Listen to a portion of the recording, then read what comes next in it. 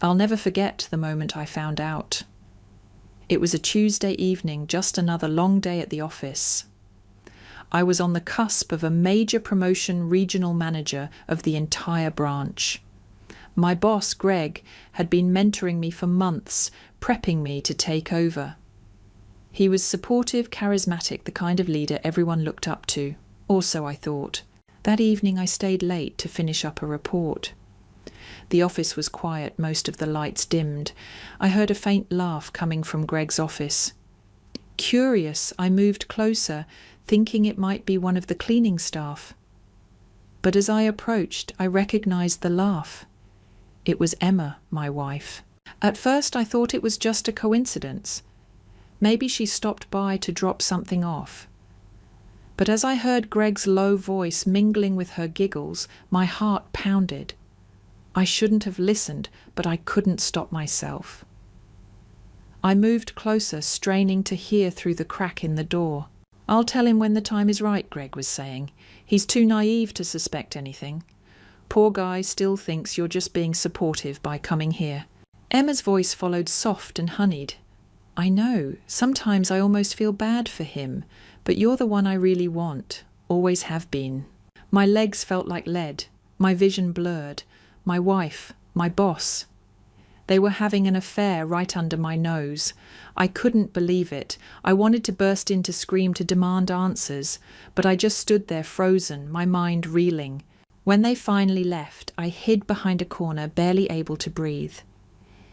Emma's hand brushed against Greg's arm as they left the office, both of them smiling, as if they didn't have a care in the world.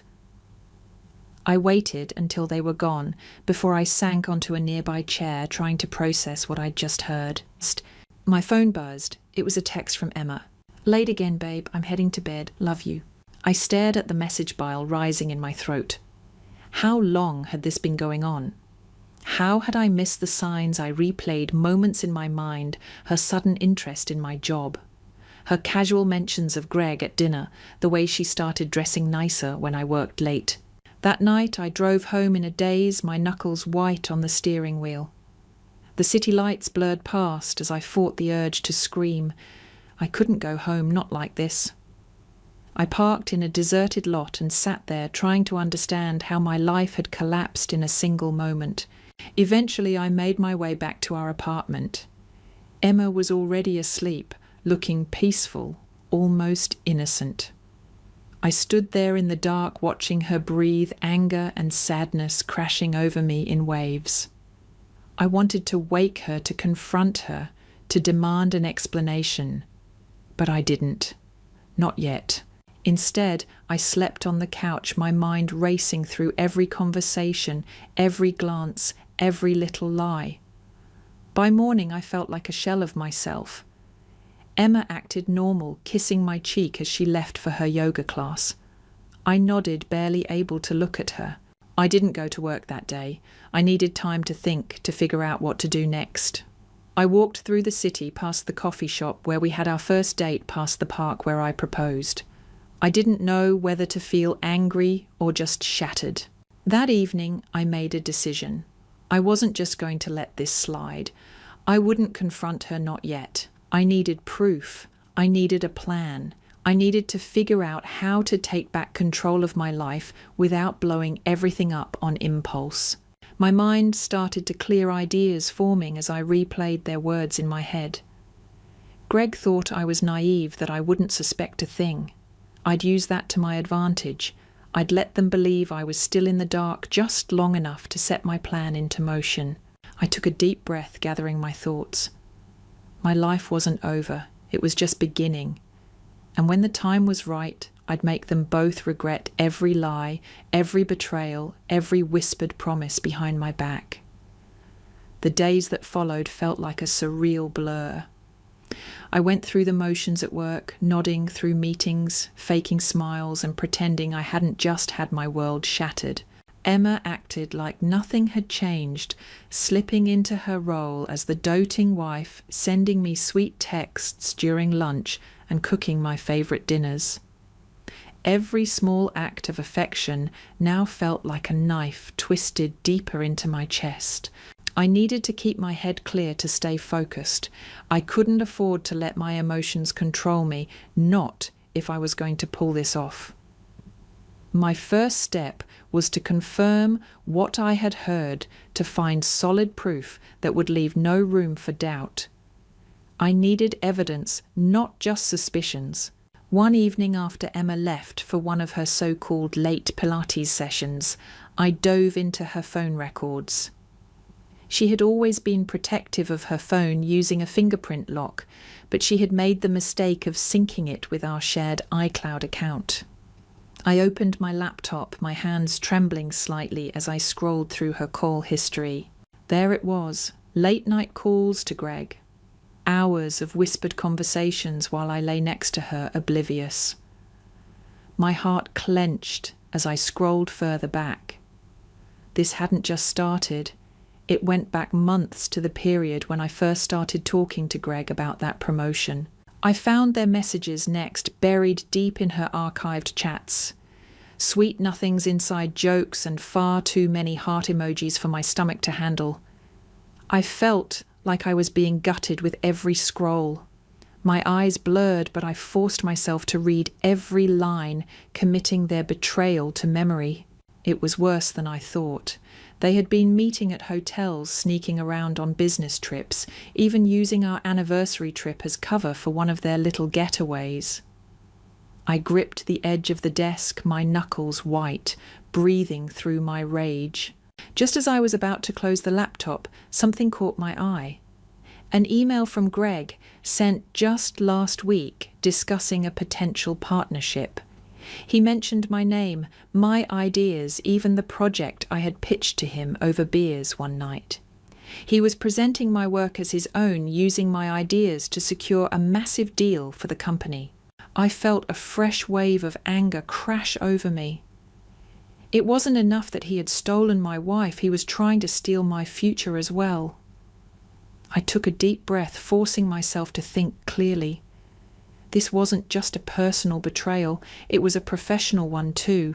I copied everything, emails, messages, call logs, dumping it all into a secure folder on my private drive. I needed to be smart about this, to plan every move carefully. I couldn't just storm into his office and confront him. That would play right into his hands. He'd paint me as the jealous, unstable husband, and my career would be over.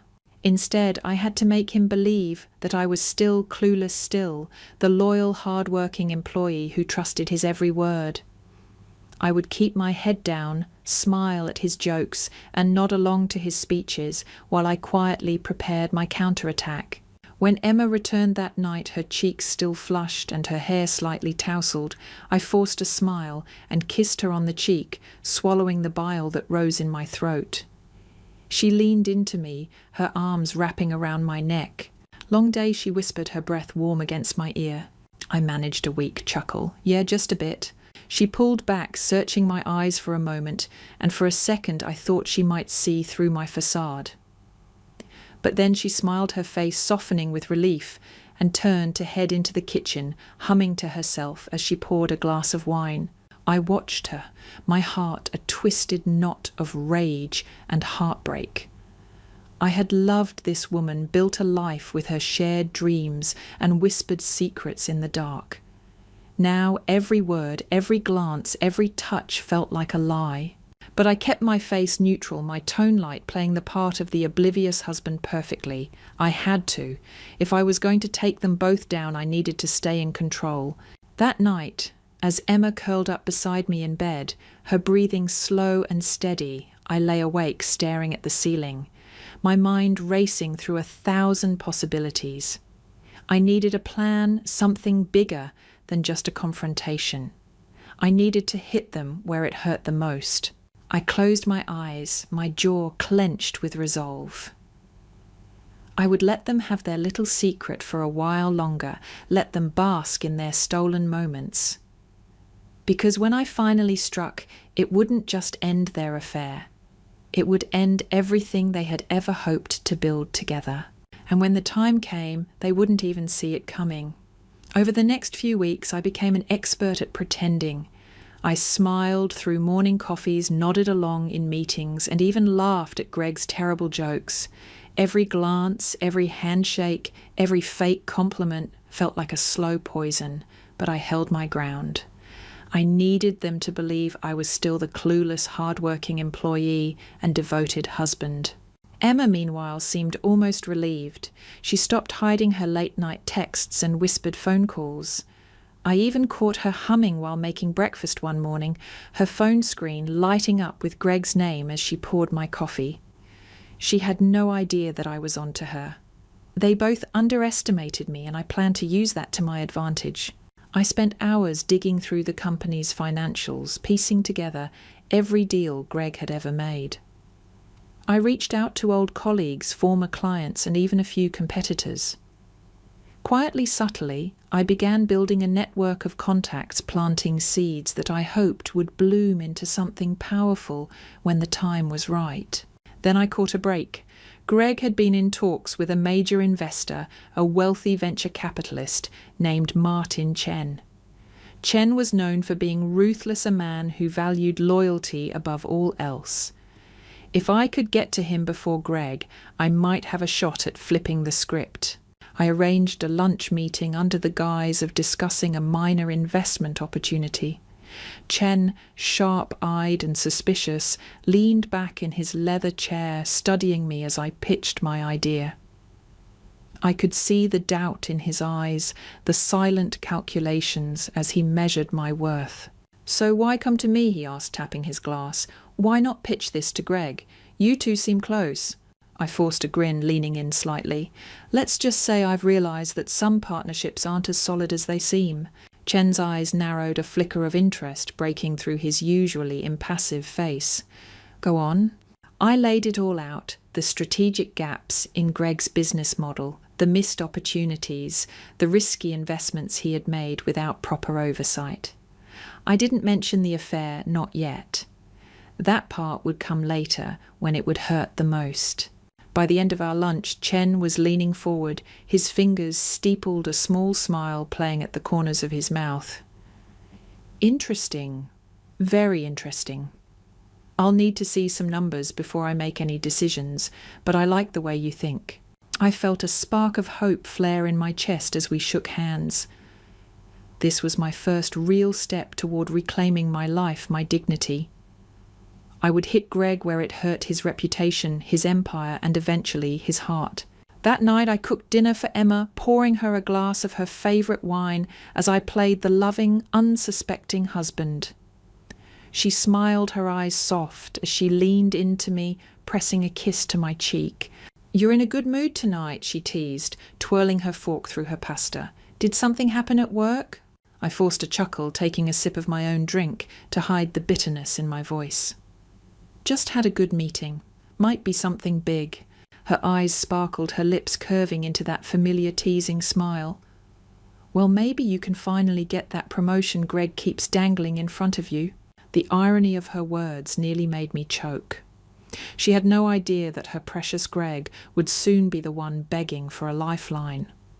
I pushed the thought aside, focusing on the long game. Over the next few days, I continued to build my case, slowly pulling strings and setting traps. I gathered more evidence of their affair, including hotel receipts, incriminating emails, and even a few private photos they had been careless enough to send through the company server. Every piece of proof I collected felt like a small victory, a crack in the wall they had built around their lies. Then one afternoon I got the break I had been waiting for.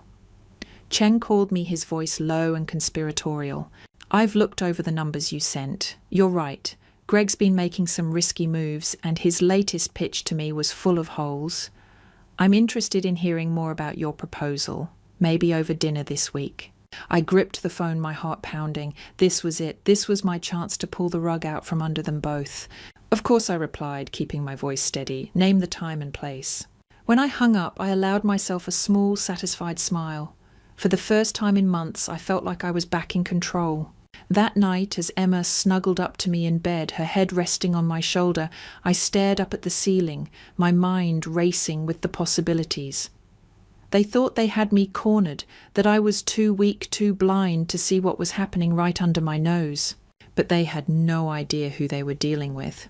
They had built their little fantasy on a foundation of lies and betrayal, and I was about to tear it all down. Dinner with Martin Chen felt like walking a tightrope over a pit of sharks. I arrived early, choosing a table tucked away in the corner of the dimly lit restaurant. The air smelled of aged leather and expensive whiskey, a fitting backdrop for the quiet power moves that shaped the business world. Chen arrived precisely on time, his expression unreadable, a faint hint of cigar smoke clinging to his tailored suit. He slid into the seat across from me, nodding to the waiter without so much as a glance at the menu. Clearly this was a man used to getting exactly what he wanted. "I like people who show up early," he said, his sharp eyes locking onto mine as he took a sip of his scotch. "Means they respect my time." I forced a calm smile, my pulse drumming in my ears. "I appreciate you meeting me, Martin. I think you'll find what I have to offer worthwhile." He leaned back, crossing his arms as the waiter placed our dishes in front of us. Convince me? I had spent days rehearsing this moment, crafting my pitch until it felt like second nature. I spoke about market share profit margins and long-term growth strategies, weaving in subtle digs at Greg's poor judgment and reckless financial habits. Chen listened, his expression never changing, his fingers tapping rhythmically against the table. When I finished, he leaned in, his eyes narrowing slightly. "Interesting. But why should I trust you over Greg? You two have a long history." I took a deep breath, my fingers tightening around my glass. This was the moment to drop my first card. Because I'm not the one hiding a secret that could sink this entire company. Chen's eyebrow arched, a flicker of curiosity breaking through his cool exterior. "Go on." I reached into my jacket pocket and slid a slim USB drive across the table. This contains emails, financial records, and confidential memos. All proof that Greg has been embezzling funds from the company for years, using shell accounts and offshore investments to hide his tracks. He's been skimming millions while using my ideas to prop up his public image. Chen's fingers paused mid-tap, his eyes fixed on the small, innocuous device. He picked it up, turning it slowly in his hand. "And you're just now deciding to share this with me? Why?" I leaned in, lowering my voice to a near whisper. "Because I'm tired of being the loyal fool. I'm tired of watching him take credit for my work while he undermines everything I've built. I want to take back what's mine, and I want to bring him down in the process." Chen's lips curled into a small, predatory smile, his eyes gleaming with a mix of intrigue and calculation. "I like the way you think. You have my attention." I felt a wave of relief wash over me, but I kept my expression neutral, knowing this was just the beginning. All I need is a chance to prove myself. Back me, and I'll make sure you come out on top when this all comes crashing down. Chen studied me for a long moment, his fingers tapping against the USB drive once more before he slipped it into his pocket. "All right," he said, his tone cool and measured. "I'll consider it, but if you're playing me, if this is some kind of desperate ploy for revenge, you'll regret it." I met his gaze, my jaw tight with resolve. "I'm not the one you need to worry about." He chuckled, a low, gravelly sound that sent a chill down my spine. "I like your nerve. Let's see if you can back it up." As he stood to leave, he paused, his hand resting on my shoulder for a brief moment. "If this works out, you'll be a very rich man. But if you cross me, I won't," I promised, my voice steady despite the adrenaline racing through my veins. He nodded, his eyes cold and calculating, and then he was gone, leaving me alone in the flickering shadows of the restaurant. I let out a slow breath, my hands shaking slightly as I reached for my drink. This was it, the first real step toward reclaiming my life. I had a powerful ally, a dangerous one, but an ally nonetheless. As I walked out into the cool night air, I felt a flicker of something I hadn't felt in a long time: hope. I was no longer just the betrayed husband, the loyal employee, the blind fool. I was a man on a mission, a man with a plan. And soon I would make them both pay for every lie, every betrayal, and every stolen moment they had taken from me. The game had begun, and I had no intention of losing. The following weeks felt like living in the eye of a hurricane, calm on the outside, but with a storm of rage and betrayal churning within me.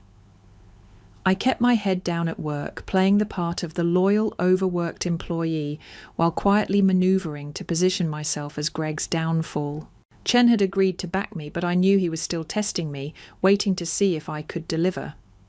If I slipped up, if I gave even the slightest hint that I was acting out of personal revenge rather than strategic ambition, he would drop me without hesitation. I spent late nights combing through the company's financial records, piecing together the tangled web of Greg's embezzlement. The numbers didn't lie. He had siphoned millions from the company using offshore accounts and shell corporations to hide his tracks. I compiled everything into a polished professional dossier, careful to make it look like I had uncovered the fraud through legitimate business analysis rather than personal spite. Emma, meanwhile, continued to play the perfect wife, blissfully unaware of the storm brewing around her. She still whispered sweet nothings into her phone late at night, her tone dripping with affection as she promised Greg the world. I had to bite my tongue every time I heard her say his name, forcing myself to stay focused on the bigger picture. Finally, the opportunity I had been waiting for arrived. Greg announced a major corporate retreat at a luxury resort, a chance for the company's top executives to network brainstorm, and as he put it, solidify our shared vision for the future. Emma practically glowed when she told me she would be coming along. She spun some story about supporting my career and reconnecting as a couple, but I knew the truth. She saw it as an excuse to spend more time with Greg, to play the role of the loving wife while sneaking off for stolen moments with her secret lover. I packed my bags with a cold, determined calm, slipping the USB drive with my collected evidence into a hidden pocket of my briefcase. This would be my chance to strike, to finally turn the tables on the people who had stolen my life. The resort itself was breathtaking, a sprawling estate on the edge of a crystal-clear lake, surrounded by thick, towering pines. The kind of place that made you forget the world outside even existed. I forced myself to smile as we checked in, wrapping my arm around Emma's waist as we posed for the company photographer. Greg approached us in the lobby, his grin wide and welcoming his handshake firm and confident. I wanted to crush his fingers to wipe that smug, self-assured smirk off his face, but I forced myself to play the part. "Good to see you, man," he said, clapping me on the back. "I have a good feeling about this weekend. Big things on the horizon."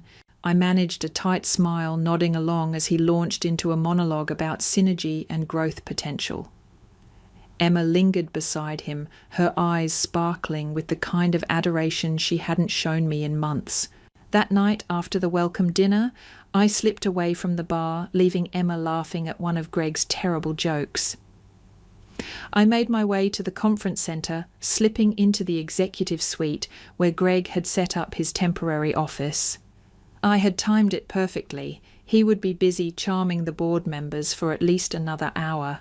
I plugged the USB drive into his laptop, my heart hammering in my chest as I watched the files transfer. I felt a rush of satisfaction as the progress bar ticked slowly toward completion, every second bringing me closer to the moment I would tear his life apart. Just as I finished, I heard footsteps in the hallway. I yanked the drive free and ducked into a nearby storage closet, my pulse pounding in my ears as I watched the door swing open. Greg stumbled in a glass of whiskey, clutched in his hand, his face flushed from too many toasts. He muttered to himself as he fumbled with his phone, his fingers slipping on the screen as he tried to dial. "Emma, hey, yeah, just wrapping up here. No, he's still at the bar. Yeah, meet you in 10. I bit down on the inside of my cheek, my fists clenched as I watched him straighten his tie, check his reflection in the window, and then slip back out into the hallway. I waited for the door to click shut before I stepped out of the closet, my heart still racing. I had just come within inches of being caught, but the risk had paid off. I had what I needed. As I slipped back into the main hall, I caught a glimpse of Greg and Emma slipping out the side door, their hands brushing as they disappeared into the darkness. I clenched my jaw, my fingers tightening around the USB drive in my pocket. They had no idea that their little fantasy was about to come crashing down, and when it did, I would be there to watch them fall. The final morning of the retreat dawned bright and clear, the lake outside our window shimmering in the early sunlight. Emma was already up, humming softly as she wrapped herself in a plush white robe, her hair still damp from the shower. She flashed me a warm, sleepy smile as I sat up, stretching my aching limbs. "Morning sleepyhead," she teased, leaning down to press a kiss to my cheek. "You were out cold last night. I barely heard you come to bed." I forced a chuckle, brushing a strand of hair from her cheek. "Long night at the bar. You know how these things go." She gave me a playful nudge before wandering off to the bathroom, her bare feet padding softly against the carpet. I watched her disappear behind the door, my jaw tightening as I replayed the sound of her whispered phone call to Greg in my mind. It was almost time. After breakfast, the executives gathered in the main conference hall for the final session, a grand presentation from Greg meant to showcase the company's vision for the next decade. I took a seat near the back, my heart pounding in my chest as I watched Greg stride confidently onto the stage, his suit crisp, his smile wide. "Ladies and gentlemen," he began, his voice booming through the speakers, "I want to thank you all for joining us this weekend. We've accomplished so much together, and the future looks brighter than ever." I leaned back in my chair, fingers tapping nervously against the armrest as he launched into his pitch, weaving in phrases about shared goals and strategic investments. I could almost feel the smug satisfaction radiating from him as he spoke, his eyes flicking to Emma once, twice, 3 times as he outlined his vision. When he clicked to the final slide, the room erupted in polite applause, the sound echoing off the polished wooden walls. Greg beamed, raising his hands in a gesture of gratitude before stepping down from the stage. "Thank you all for believing in me, in us, in the future we're building together," he said, his eyes locking onto mine for a brief, chilling moment. I forced a tight smile, my pulse racing, as I stood making my way toward the small side hallway that led to the conference center's control room. The technician on duty glanced up as I approached, his eyes widening in surprise. "Hey, can I help you?" he asked, his fingers hovering over the control panel. I forced a relaxed grin, leaning in as if sharing a secret. "Just a quick update for the closing presentation. Greg asked me to handle it." He hesitated, his gaze flicking to the ID badge still clipped to my jacket. I gave him a reassuring nod, my heart thundering in my chest. "All right," he said, stepping aside. "Just be quick. They're about to start the Q&A." I slipped into the chair, my fingers flying across the keyboard as I pulled up the files I had prepared the night before. I took a deep breath, my eyes flicking to the live feed of the conference room where Greg was still shaking hands and slapping backs, his grin as wide as ever. I hit the play button. The giant screen at the front of the room flickered for a moment, the company logo replaced by a series of emails, spreadsheets, and financial records.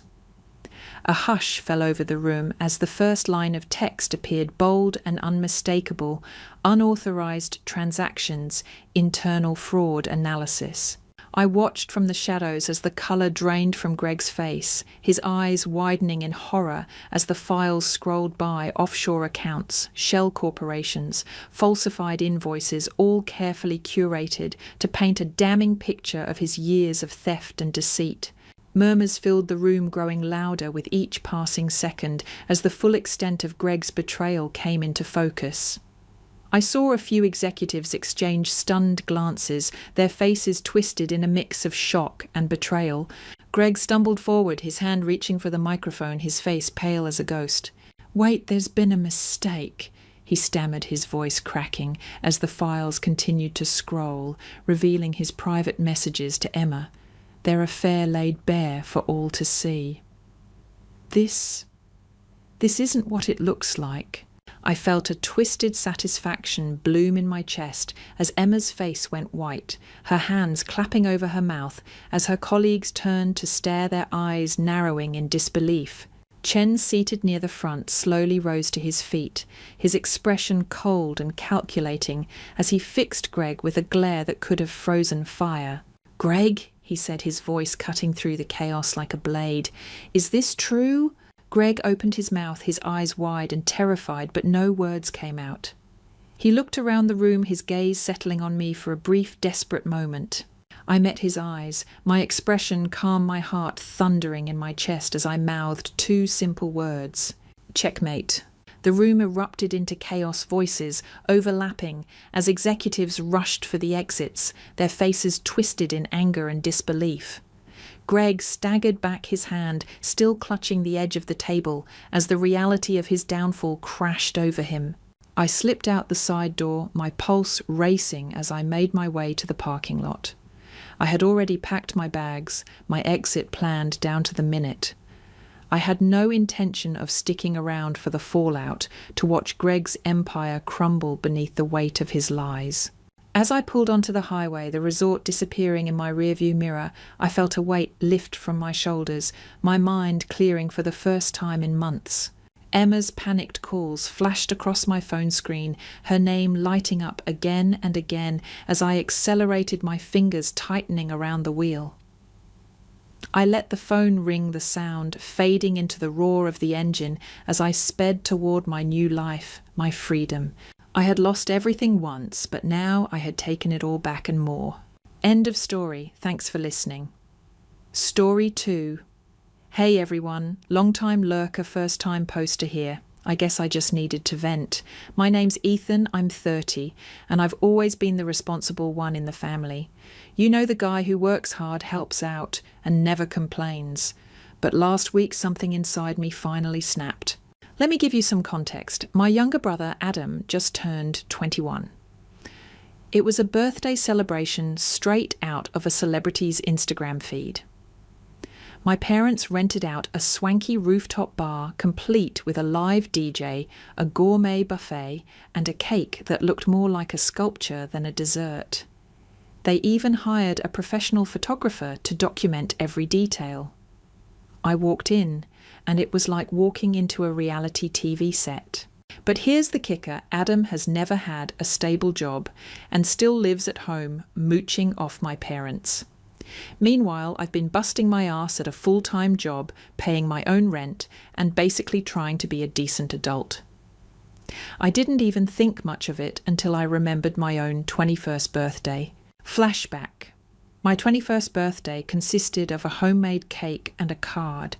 No party, no night out, just a quick happy birthday, Ethan, before my parents went to watch their favourite show. I didn't complain. I was too busy juggling college and part-time jobs to care. I figured maybe money was tight. I understood. Apparently money wasn't tight for Adam's party. The bill a whopping $3,100. I know this because my mum casually mentioned it while handing me a piece of cake. I was still trying to wrap my head around the extravagance when my dad pulled me aside. "Hey Ethan, you're helping cover the cost, right?" I blinked, trying to process. "Cover the cost for what?" "The party," he replied as if it were obvious. "You make the most money out of anyone here. It's only fair." I couldn't believe what I was hearing. You expect me to pay for Adam's party? I didn't even know about it until yesterday. My dad just shrugged. "You know how it is. Family helps family." I took a deep breath, trying to keep my cool. "Dad, I've already been helping with groceries and bills every month. This is a bit much." He sighed, clearly frustrated. "You're being selfish, Ethan. Your brother deserves to have a good time." I looked around. Adam was laughing with his friends, not a care in the world. I glanced at the DJ, the cake, the photographer, everything that screamed luxury. My stomach turned. It wasn't just about the money, it was about the blatant favoritism. Growing up, Adam always got the best of everything. New clothes, new gadgets, and endless support for every fleeting hobby he picked up. When he dropped out of college, my parents coddled him, saying not everyone is meant for academics. When I graduated with honours, it was just good job, Ethan. Keep working hard. I was always the backup plan. The one who would be there to fix things, pay for things, and take the blame when Adam messed up. It never bothered me much until that night. Until I was expected to bankroll his lifestyle, I excused myself from the conversation and went out onto the balcony. The city lights were mesmerising, but I couldn't enjoy them. My mind was spinning. Was I wrong for feeling this way? Was I being selfish? I texted my best friend Kyle. Me, dude, am I crazy for being pissed right now? Kyle, not at all. Your family's been treating you like a wallet for years. You got to stand up for yourself. Me, I know, but it's just Adam's their favourite, always has been. Kyle, doesn't mean you have to fund it.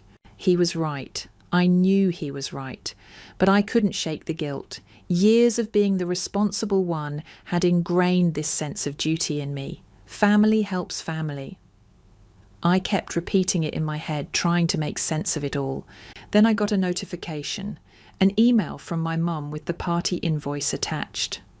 In the message, just one line, your share, $1,550. I felt my hands shake. I didn't even get a proper invite to this party, just a text from Mum 2 days before saying Adam's birthday. Be there.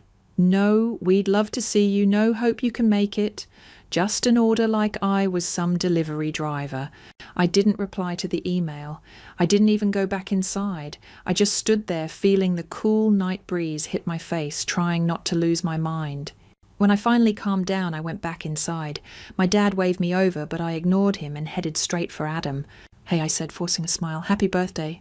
He gave me a half-hearted nod. Cool. Did you bring my present? I swallowed the bitterness. Yeah, it's in the car. I didn't have a present. I hadn't planned on coming at all. But now I had to come up with something. I knew what I wanted to say, but I didn't want to ruin his night. Not yet. I glanced around one more time, trying to catch my mum's eye. She was busy talking to one of Adam's friends. No one noticed I was even there. I took one last look at Adam, still soaking up the attention, and walked out. On the drive home, I couldn't help but think back to all the times I put my family first.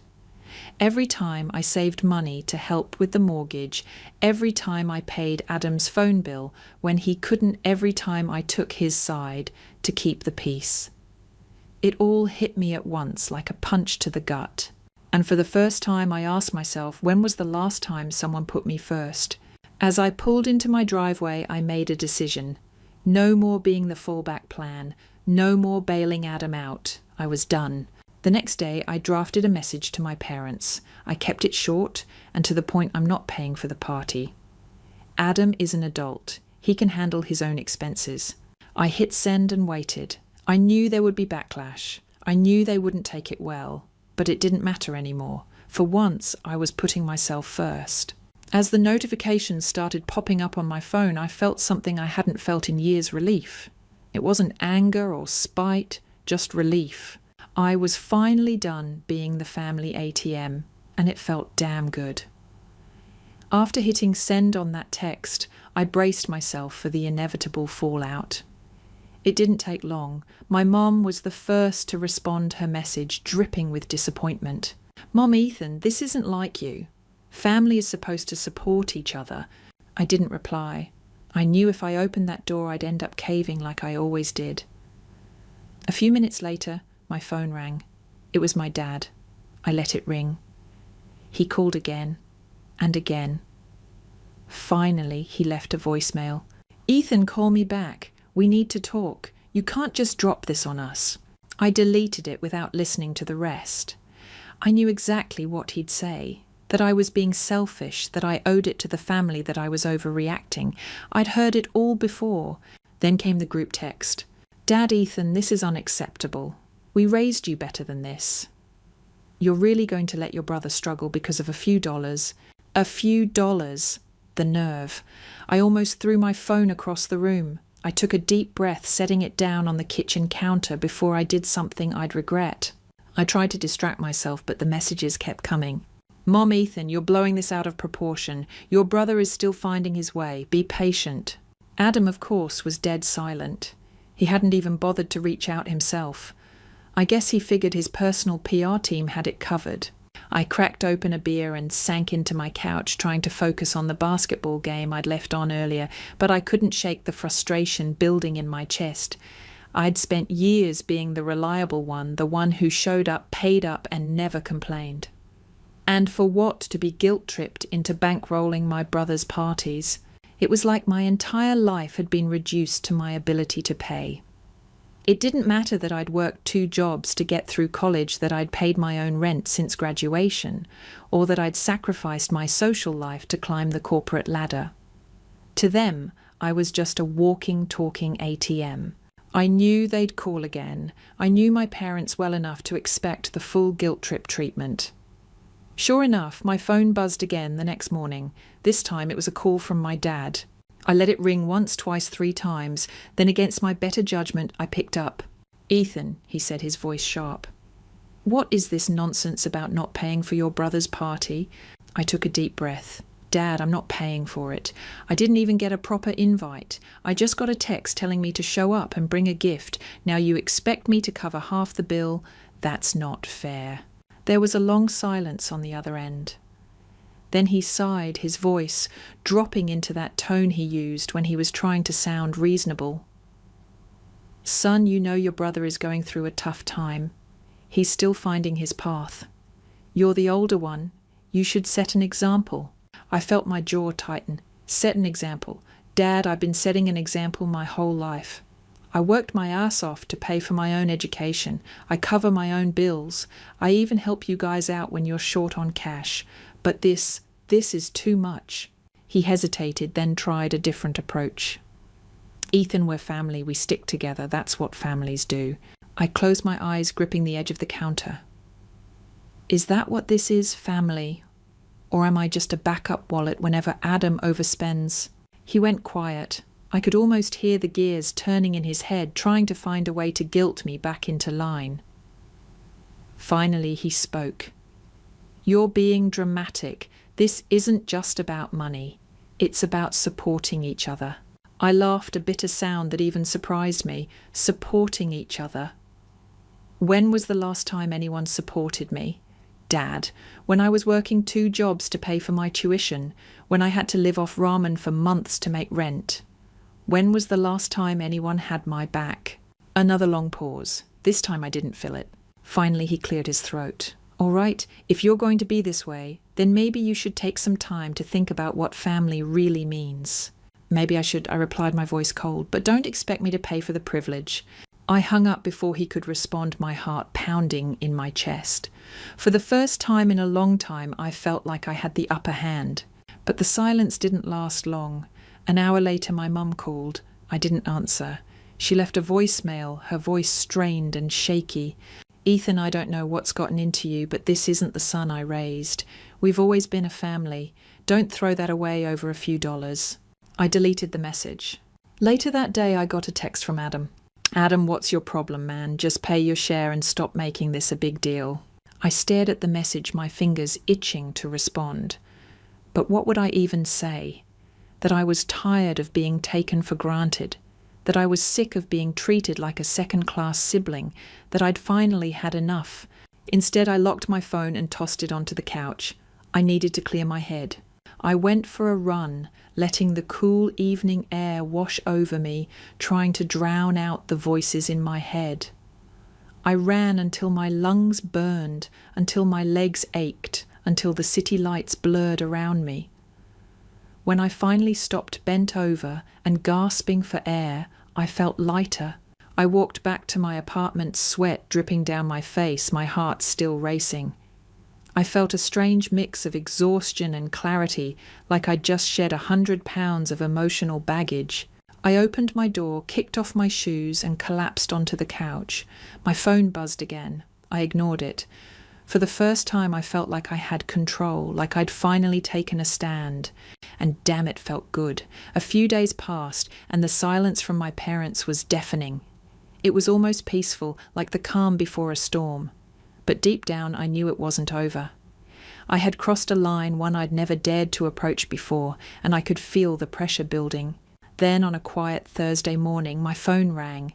It was my mom. I stared at the screen for a moment, my thumb hovering over the reject button, but something told me to pick up. "Hey, Mom?" Her voice was a mix of forced calm and thinly veiled irritation. "Ethan, we need to talk. Your father and I have been discussing this, and we don't appreciate the way you've been acting." I leaned back in my chair, already feeling my pulse quicken. "What do you mean?" "This whole party situation," she replied, her tone sharpening. "We raised you better than this. You don't just walk away from family obligations because of a few $100s. A few hundred. They were really going to downplay it like that." I felt my jaw clench, but I forced myself to stay calm. "It's not just about the money, Mum. It's about the way I'm treated. You guys act like I'm just a walking bank account." She let out a sharp breath, clearly not liking my tone. "That's not fair, Ethan. We've always supported you." I almost laughed. Supported me. The same parents who gave Adam a full ride through college while I worked 2 jobs to cover my own tuition. The same parents who threw him lavish parties while I got a store-bought cake. I bit my tongue, fighting back the urge to unleash years of pent-up frustration. "Mom," I said slowly, trying to keep my voice steady, "I've done my part. I've helped with groceries, paid bills, covered for Adam more times than I can count. But this is too much." She paused, her silence stretching across the line. Then she cleared her throat. "All right, if that's how you feel, fine.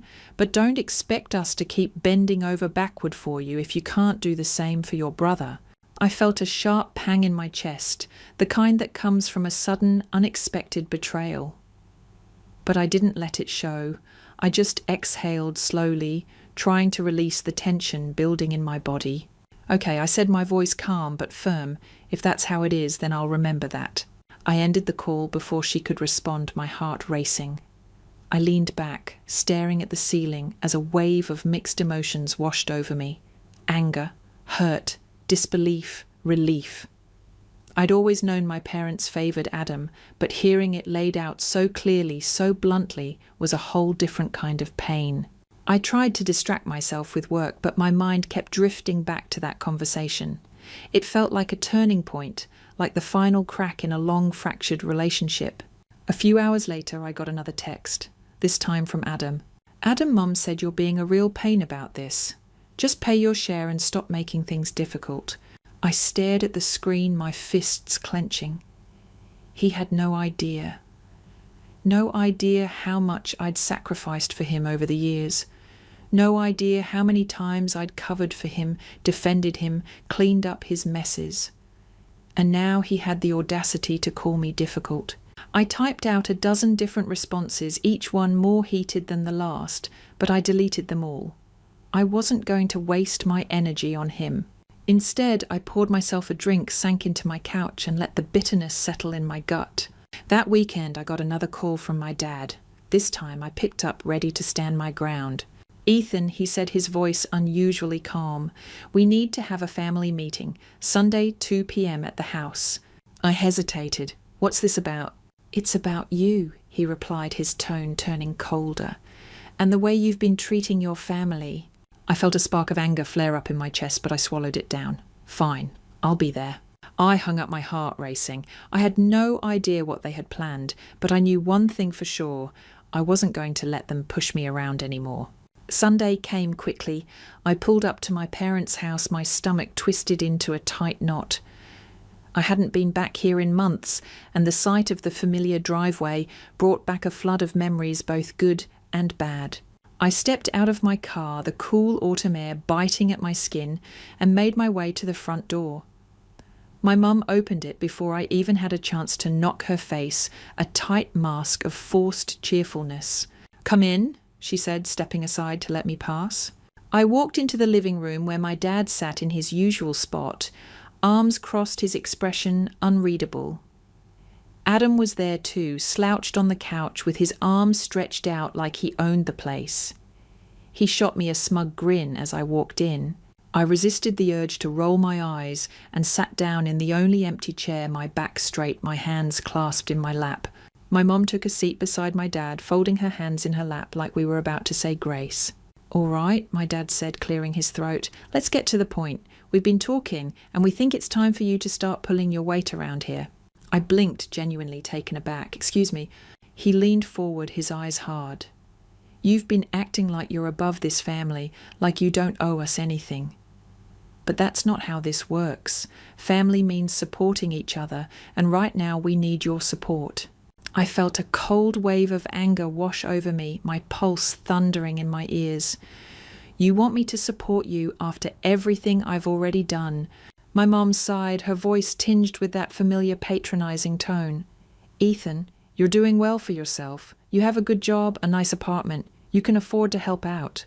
I stared at her, my mind racing. This wasn't just about the party anymore. This was about control, about them trying to pull me back into their web to keep me under their thumb.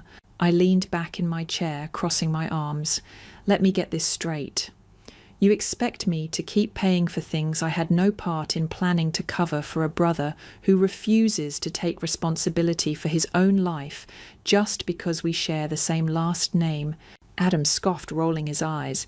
"Dude, it's not that deep. Just pay your part and move on." I turned to him, my voice colder than I'd ever heard it. "I'm done paying for your mistakes, Adam. Grow up." He opened his mouth to retort, but my dad cut him off. "All right, enough," he snapped, his face turning red. "You have a choice, Ethan. Either you start acting like a member of this family, or you can walk out that door and not come back." I stared at him, the weight of his words sinking in. It was an ultimatum, plain and simple. I took a deep breath, feeling the last threads of my patience snap. Maybe that's exactly what I need to do. I stood up, my heart racing, my vision sharp and clear. Without another word, I turned and walked out, my footsteps echoing through the silent hallway. I didn't look back, and for the first time in my life I felt free. Walking out of my parents' house that Sunday felt like shedding a second skin, a layer of guilt, obligation, and misplaced loyalty that had weighed me down for years. I got into my car, gripped the steering wheel, and just sat there for a moment, my heart still racing. The echoes of my dad's ultimatum rang in my ears. Either you start acting like a member of this family, or you can walk out that door and not come back. Well, I'd chosen the door. The drive back to my apartment felt surreal, like I was floating through some alternate version of my life. I half expected my phone to blow up with angry texts or guilt-tripping voicemails, but it stayed silent. Maybe they thought I'd come crawling back once the reality of being cut off hit me. But the thing was, I wasn't the one losing anything. I had my own place, a stable job, my own life. What did they think they were holding over my head? I parked, slammed the car door a little harder than necessary, and trudged up to my apartment. The air inside felt cool and clean, a sharp contrast to the suffocating tension I'd just escaped. I tossed my keys on the counter, cracked open a beer, and sank onto the couch, my mind racing. For the first time in years, I felt the weight of all the small betrayals, the overlooked accomplishments, the casual dismissals. I'd spent my entire life bending over backward for a family that saw me as nothing more than a convenient backup plan. I took a long swig of my beer, the bitterness matching my mood. I pulled out my phone, scrolled through old family photos, and felt a strange mix of nostalgia and resentment. Birthdays, holidays, graduations. Adam always in the centre, my parents beaming at him like he'd hung the moon while I lingered on the edges, forgotten. I locked my phone and leaned back, staring at the ceiling. Then, out of the blue, my phone buzzed.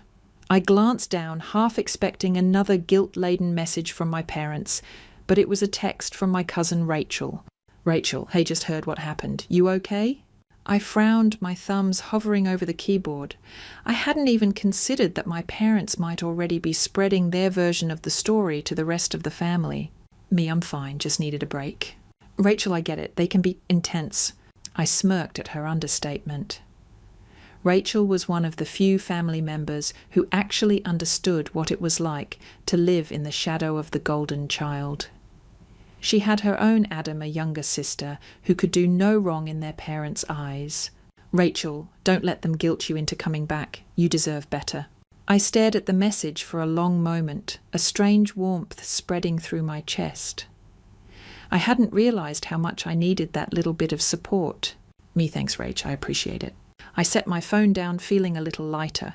Maybe I wasn't as alone in this as I thought. But of course the peace didn't last long. 2 days later, I came home to a letter in my mailbox, my parents' address scrawled across the front in my dad's heavy, blocky handwriting. I tore it open and felt my stomach twist as I scanned the neatly typed words.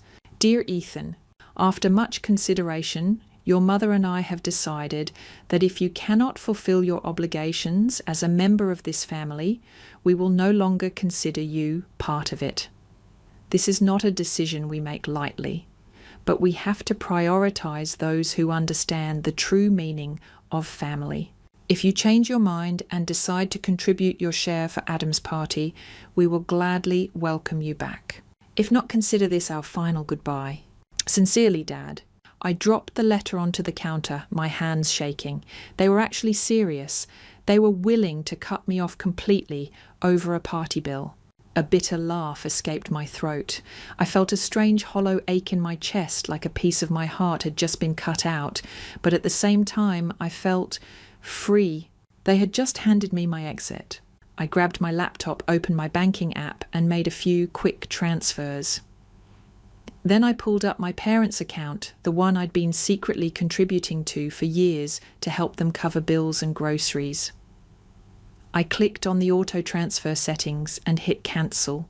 I sat back, my heart still pounding, my mind racing. I wasn't just cutting them off financially, I was cutting them off emotionally. No more guilt, no more obligations. I stood up, grabbed the letter and ripped it in half, then in quarters, then into tiny jagged pieces that scattered across the kitchen counter like confetti.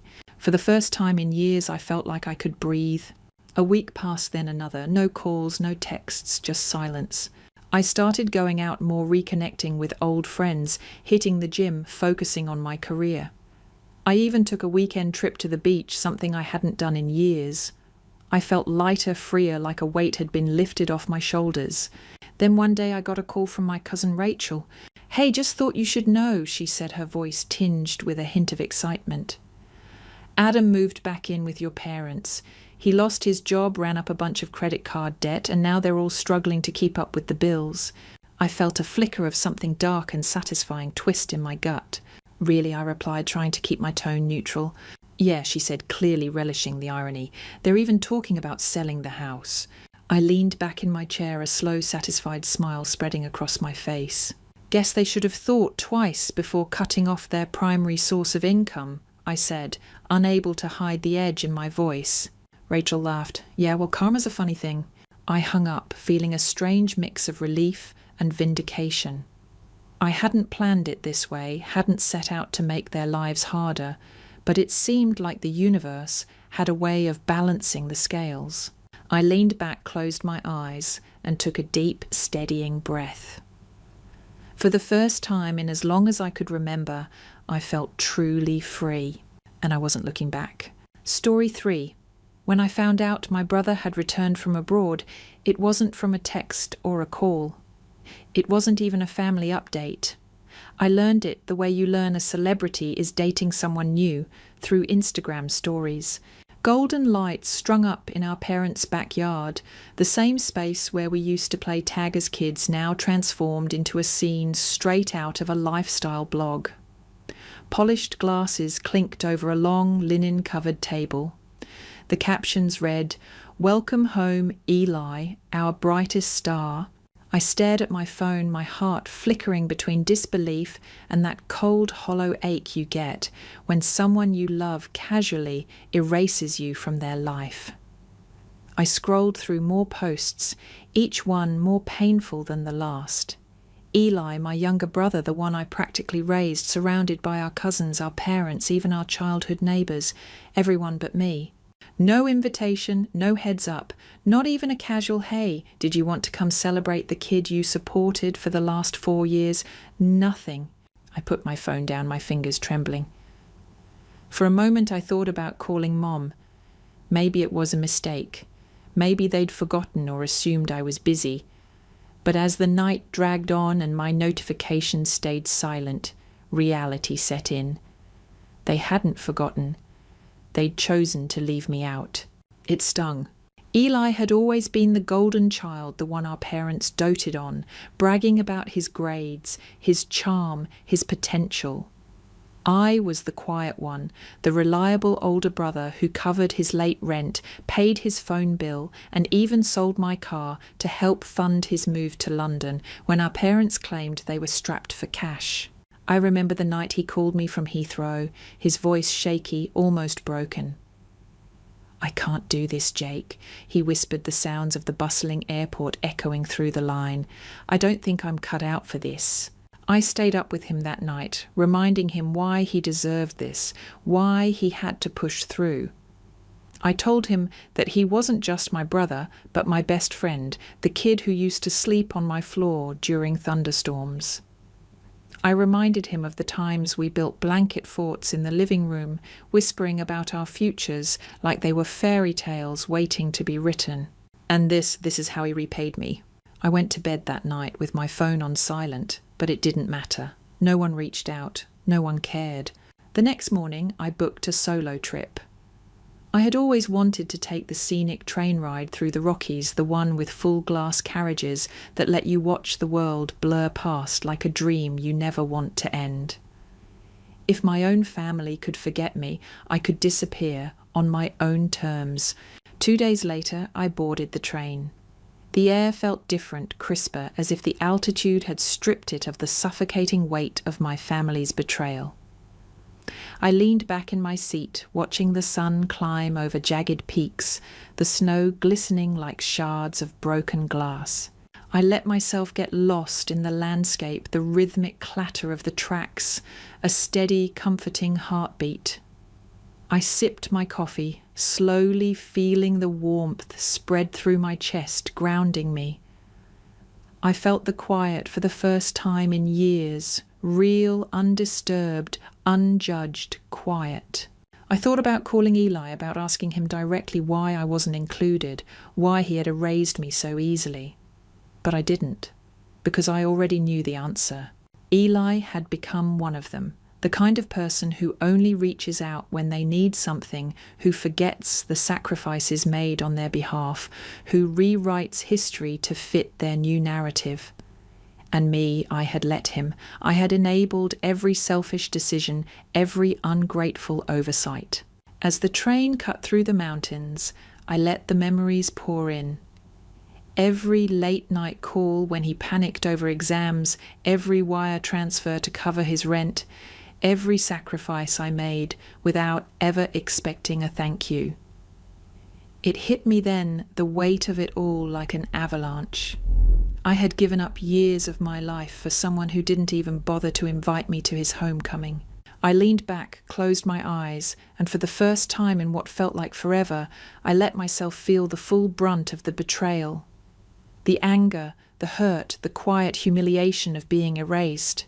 The landscape outside blurred, the snow-covered peaks rising and falling like the pulse of a broken heart.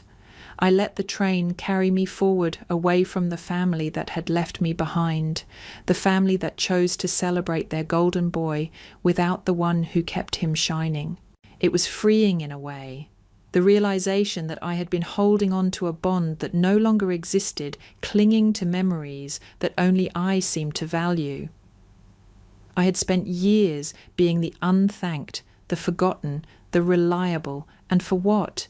As the sun dipped behind the peaks, casting the valleys in deep purple shadows, I whispered to myself a quiet, bitter promise, never again. I lifted my glass to the passing landscape, the snow-covered trees and frozen rivers, and whispered to freedom. As the train wound its way deeper into the Rockies, the sharp peaks and icy lakes felt like a fitting backdrop for my unravelling thoughts. I wasn't just leaving my family behind physically, I was shedding the weight of years of quiet sacrifices, unspoken resentment, and the bitter taste of being forgotten. The irony wasn't lost on me. I had spent my whole life being the dependable one, the one who always showed up even when it hurt, even when it meant sacrificing my own dreams. And in the end, I had become nothing more than a ghost at my own family's table. The train rattled into a curve, the glass ceiling reflecting my tired, unshaven face. I let my head fall back against the leather seat, eyes closed, as fragments of conversations and memories floated up unbidden. I thought about the time Eli called me in the middle of the night panicking because he'd flunked his first major exam. He was convinced his entire academic career was over. I had stayed up with him, whispering reassurances into the phone until the sky turned grey, my own workday ruined by the time I hung up. Or the time he called voice shaking because his girlfriend, the one he'd met at a pretentious London art exhibit, had threatened to leave him. I had pulled money from my own savings enough to cover a last-minute flight so they could patch things up in person. I even let him tell her it was his idea, his money, so he wouldn't have to feel small. But the real gut punch, I had never once asked for anything in return. Not a thank you, not a favour, not even a promise to pay me back. I had just given and given and given. As the train passed through a tunnel, the sudden darkness felt like a metaphor for the years I had spent in Eli's shadow, propping him up while my own life withered on the sidelines. When the light returned, the train emerging into a bright snow-covered valley, my phone buzzed, a text from my cousin Matt. "Hey man, saw you didn't make it to the party, everything okay?" I stared at the message, the words blurring as my grip tightened. Matt, who I hadn't heard from in months. Matt, who had clinked glasses with Eli beneath those golden lights, grinning into the camera like they were lifelong friends. I thumbed a reply, my jaw clenched. Didn't get the invite, so figured I'd take a trip instead. The 3 dots appeared almost instantly. "Damn, thought you were busy with work or something. You know how it is." I laughed, the sound bitter and sharp. Busy with work. That was the line my mother had fed everyone, wasn't it? That I was too wrapped up in my career to bother showing up for my own brother. I leaned back, the train rumbling beneath me like a giant indifferent beast, carrying me further away from the people I had once called family. As I scrolled through my messages, another text caught my eye. A group chat I hadn't noticed before, one I had been quietly added to without a single notification. Family HQ. The chat was a chaotic mix of logistics, inside jokes, and photo dumps from the party. I scrolled up my stomach, tightening, as I realised this was where all the planning had happened. Weeks of messages, spreadsheets, and meal prep discussions, all without a single mention of me. And then I saw it. "Hey, should we invite Jake?" It was my aunt, the one who used to bake cookies with me when I was a kid, the one who had hugged me tight at my college graduation and whispered that I made the family proud. "I don't think he'd fit the vibe," Eli had replied, followed by a laughing emoji. The others had piled on, joking about my workaholic lifestyle, my boring career, my tendency to disappear into my own world. I felt my chest tighten, the air in the train car suddenly too thin. I forced myself to keep scrolling, my pulse thundering in my ears. "He probably wouldn't even show up. He's always so serious," someone else had chimed in. Serious, the word hit like a slap. I had been called many things in my life, but this felt different. It felt like a quiet, calculated erasure of everything I had done for them, for Eli, for a family that now saw me as nothing more than an afterthought. My phone buzzed again, another message from Matt. "Look, I'm sure it was just a mistake. You know how chaotic these things can get." I stared at the screen, my jaw tight. I had 100 responses on the tip of my tongue, sarcastic, bitter, even pleading, but I deleted them all one by one. Instead, I powered down my phone, tossing it onto the empty seat beside me. I let my head fall back, eyes closing, as the train rushed forward, the snow-covered peaks racing past like distant, indifferent gods. I wouldn't be making excuses for them anymore.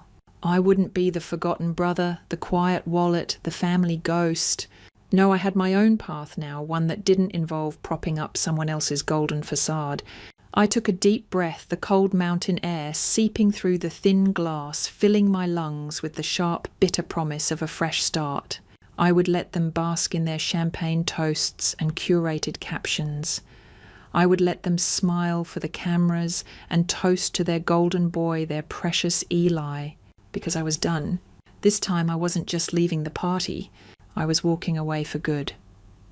I spent the next few days letting the Rockies roll past my window, the snow-covered peaks and frozen lakes, whispering the kind of silence that seeps into your bones. It felt like being reborn, like every mile of track was pulling me further from the weight of my family's indifference. I kept my phone off, resisting the urge to check for messages or updates. I wasn't interested in their half-hearted explanations or shallow attempts to reel me back in. I had been the forgotten son, the ghost in the family photo for too long. I had no interest in returning to that role. One morning, as the train passed through a narrow gorge, the sun slicing through jagged rock faces, I caught my reflection in the glass. I looked older, wearier. There were lines around my eyes. I didn't remember shadows I had ignored for years. I realized in that quiet moment that I had been erasing myself long before my family had started doing it. It had been my default setting, the reliable brother, the quiet provider, the one who never asked for anything, never made demands, never set boundaries. I had become a ghost in my own life, always sacrificing for others, always fading into the background. I closed my eyes, letting the clatter of the train tracks drown out the noise in my head. I thought back to the early days when Eli and I were just kids. He had always been the charmer, the one with the easy smile and the natural charisma. I had been the steady one, the one who picked him up when he fell off his bike, who taught him how to tie his shoes, who stayed up with him when he had nightmares about the shadows in his closet. But somewhere along the way, that dynamic had shifted. I had become his crutch, his silent safety net, the one who made his life possible, while mine withered in the background. And the worst part, I had let it happen. As the train rumbled into a small mountain town, its snow-covered rooftops glinting in the morning sun, I made a decision. I wouldn't just disappear. I would reclaim myself piece by piece until I was whole again. Later that day, as I sipped my coffee in the glass-domed observation car, my phone buzzed to life. I hesitated, my thumb hovering over the power button before finally letting it connect to the patchy Wi-Fi. Messages poured in, missed calls, unread texts, voicemails. I ignored most of them, my heart too raw to face the inevitable guilt trips and excuses. But one message from Clara, Eli's girlfriend, caught my eye. "Hey Jake, can we talk? I think you deserve to know the full story." I frowned, my stomach twisting. Clara and I had never been particularly close, but she had always been polite, even grateful the few times we had spoken. I hesitated, my finger hovering over the message, before finally opening it. "I had no idea you weren't invited to the party. I'm sorry. I thought it was a family thing. Eli told me you couldn't make it because of work, but after what I found this morning, I'm not so sure." I felt my pulse quicken, my mind racing through 100 worst-case scenarios. What had she found? What was Eli hiding this time? I typed a quick response. "What happened?" Her reply came almost instantly, the words popping up like little explosions on my screen. "I found the credit card statements. The ones he said were his. They weren't. They were yours." My heart stopped. "What do you mean?" I typed back, my fingers trembling. "He's been using your card, Jake, for months, maybe longer." I thought he was paying for the wedding out of his own pocket, but it's all coming from your account. I stared at the message, my mind going blank. The wedding, my card. It didn't make any sense. I hadn't given Eli access to my account. I hadn't authorized any payments. But then it hit me like a punch to the gut. Years ago, when Eli had first moved to London, I had added him as an authorised user on my main credit card to help him get established. He had promised to pay me back to cover his share once he got on his feet. But he never had, and I had never bothered to cut him off, too caught up in my own life to monitor every transaction. I felt my face flush, a cold, burning rage building in my chest. He had been using me, bleeding me dry while smiling for the cameras and toasting to his bright future. He had made me his silent benefactor, his ghostly ATM, while publicly pretending to be the self-made man, the golden son. I typed back my anger, sharpening each word. How much? Her reply came a moment later, the numbers hitting me like a sledgehammer. 24,000. I gripped the edge of the table, my knuckles white. And that's just what I found in the last year. I'm so sorry, Jake. I had no idea. I leaned back, the train swaying beneath me like a ship in a storm. My mind raced the memories piling up like cars in a crash. Every time I had paid his rent, every time I had transferred money to cover his emergencies, every time I had sacrificed my own dreams to keep his alive. I took a deep breath, forcing myself to stay calm. I wouldn't let this break me. I had been the ghost, the forgotten brother for too long, but not anymore. Thanks for letting me know, Clara. I typed, my fingers steady, now my mind clearer than it had been in years. Do me a favour. Of course, anything. Don't mention this to Eli, not yet. I want to handle this my way. She agreed, her messages coming faster now, a mix of apologies and confused loyalty. But I barely registered them. My mind already racing ahead, piecing together the next steps, the final pieces of my quiet, calculated revenge. I turned off my phone, letting the silence settle around me once more. The Rockies blurred past their jagged peaks, cutting into the sky like the edges of a broken promise. I took a deep breath, the cold mountain air filling my lungs, and whispered to myself a quiet, bitter promise. Not this time. By the time the train pulled into its final stop, I had a plan.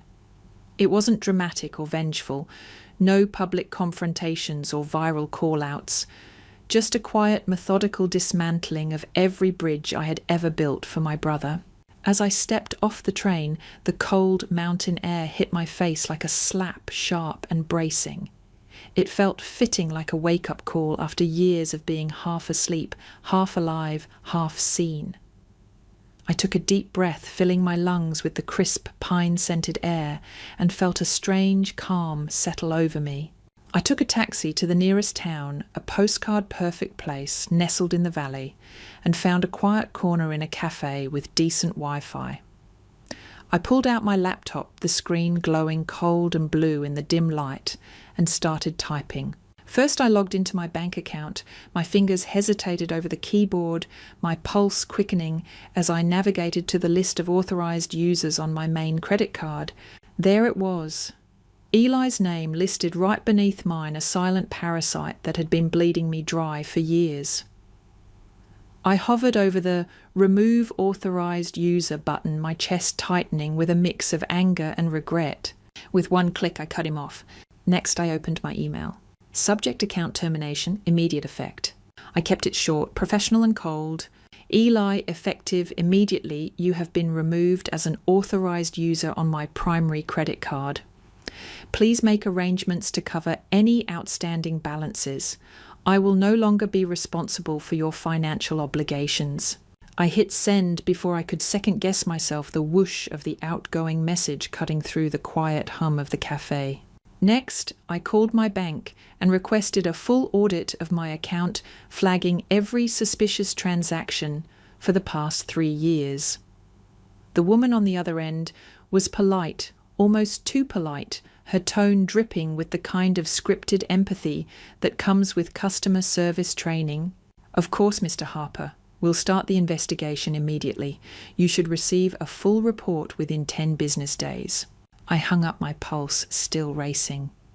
I felt lighter, like a weight I hadn't even realised I'd been carrying had finally slipped off my shoulders.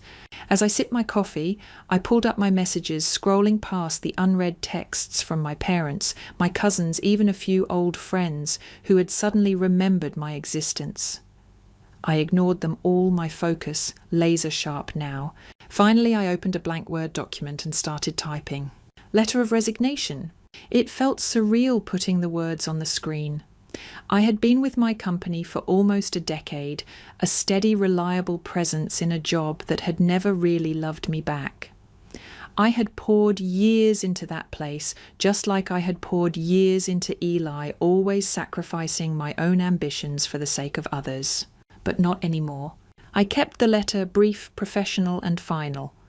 No room for guilt, no space for second guessing. Dear James, this letter serves as my official resignation, effective immediately. I appreciate the opportunities I've had at this company, but it's time for me to move on. Please consider this my formal notice of departure. Thank you for the memories. I hope the next chapter is as rewarding for you as it will be for me. Best, Jake Harper. I hit send the laptop screen, reflecting the tight, determined set of my jaw. I felt a strange mix of fear and exhilaration, like stepping off a cliff and hoping the water below is deep enough to catch you. Next, I opened my phone and unblocked Eli's number. I hesitated, my thumb hovering over the call button before finally pressing it. He picked up on the third ring, his voice cheerful, oblivious. Hey, Jake, long time, man, what's up? I closed my eyes, steeling myself. Hey, Eli, I said, my voice cold steady. We need to talk. He hesitated, the cheerful tone slipping, replaced by a cautious wariness I hadn't heard in years. Sure, man, what's up? I took a deep breath, letting the words come out slowly, deliberately. I know about the credit cards, Eli. I know you've been using my account to fund your life. The wedding, the parties, the flights, all of it. Silence. I imagined him sitting there, his face paling, his mind racing for an excuse, a lie, a way out. Jake, man, I don't know what you're talking about. That's not... Save it. I cut him off, my voice sharper than I had intended. I've already started the process of closing those accounts. You're on your own now. Figure it out. More silence, then a nervous chuckle. Jake, come on, it's not like that. I was going to pay you back. Things have been tight. You know, London was expensive, and I thought... You thought what? I snapped my hand, gripping the edge of the table. That I'd just keep covering for you, that I'd keep paying for your life while you erased me from yours. He stammered, his words tripping over each other, the confident, charming Eli I had known crumbling on the other end of the line. Look, I'm sorry, okay? I didn't mean to. I just thought you wouldn't mind. You've always been the stable one, the one who has his life together. I felt my jaw tighten, my pulse pounding in my ears. Well, that ends now, I said, my voice low, dangerous. You're cut off, Eli. No more handouts, no more bailouts, no more sacrifices. You made your choice when you left me out. Now I'm making mine. I hung up before he could respond, my hand shaking as I set the phone down. For a long moment I just sat there, the cafe bustling around me, the clatter of dishes and quiet murmurs of conversation blending into a soothing background hum. I took a deep breath, letting the air fill my lungs, and felt a strange, powerful calm settle over me. For the first time in years, I felt free. I finished my coffee, closed my laptop, and stood up my shadow, stretching long and thin against the polished wood floor. I had burned the bridge cut, the cord erased myself from the role of the forgotten brother, and it felt good.